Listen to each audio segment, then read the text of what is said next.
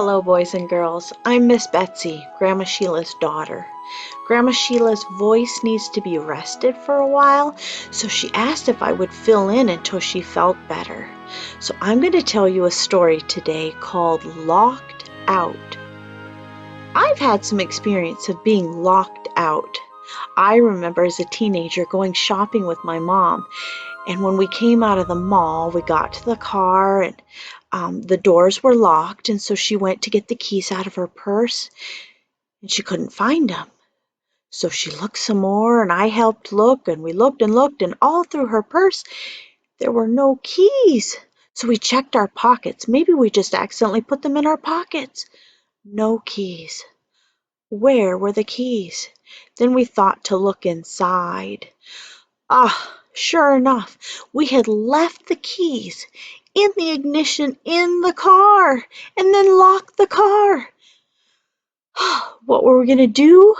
Well, we called my dad and he came and rescued us. You know, that story happened more than once with my mom and I. We just had a habit for some reason of locking our keys in the car. Have you ever been locked out of somewhere? Your house or your car?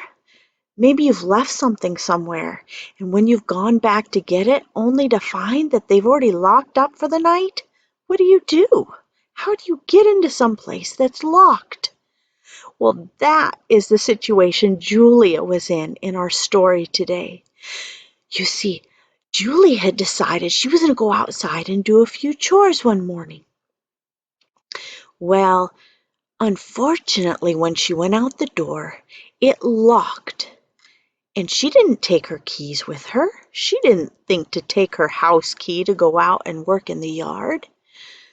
But here she was now, stuck. She couldn't get back in the house.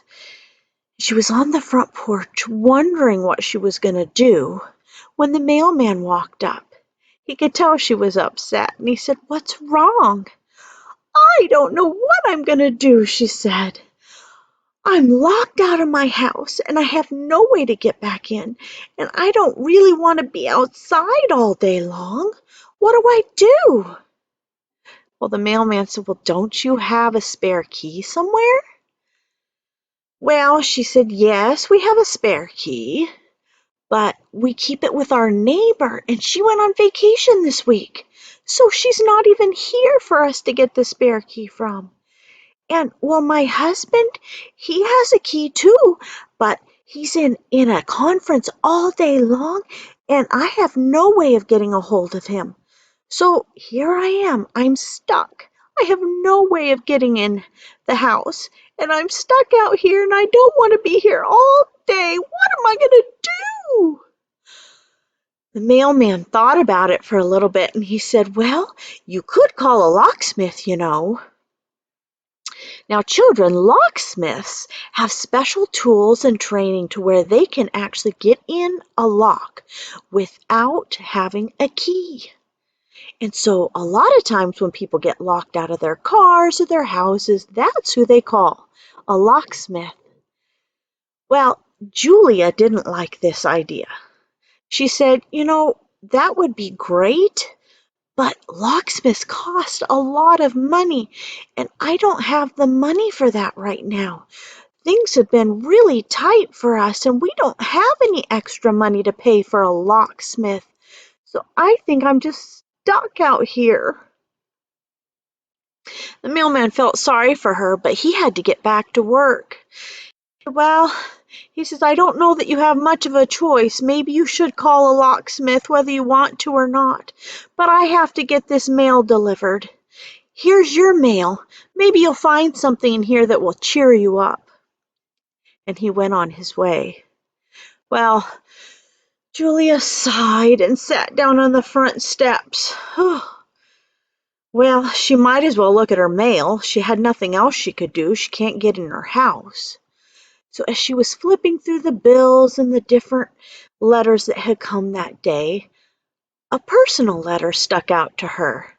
And she looked at the return address and she saw that it was from her brother Jonathan. That was kind of funny though, she thought, because see, her brother had just been there visiting the week before. It wasn't like him to send a letter so soon to him, having been there visiting. She didn't really understand why he would be sending her a letter now. But she opened it anyway, and as she opened the letter, there was something in there, and she turned over the envelope, and out fell a key. A key. She thought, why is he sending me a key? She pulled out the note that came with it, and it said, Dear Julia, last week when I was visiting you, I got locked out of the house, and you were at the grocery store, so I went to the neighbor and I borrowed your spare key. I forgot to give it to her, so I am sending it to you now. Wow, can you believe that, guys? Just the moment she needed that key, it came in the mail. I don't think that was a coincidence. I think that was God. It makes me think of the verse in the Bible, Isaiah 65:24. And it says that before they call, I will answer. And while they are yet speaking, I will hear. Now, guys, I think that's exactly what happened in this story. I think God knew that Julia was going to need that key right at that moment on that day. And he made sure that that key was sent to her so that it would arrive right when she needed it, before she even knew she needed it. Guys, I believe that God cares about the little things in our lives. He cares if we're locked out of a place. And he cares if we're sad. He cares about the things that we need. And he's looking out for us. And he's already has a plan to help us in every situation, even before we know that we need to ask for help. So guys, I want you to remember today, God is always there for you, and you can come to him and you can trust that he has your best interest in mind, even if it's just a key.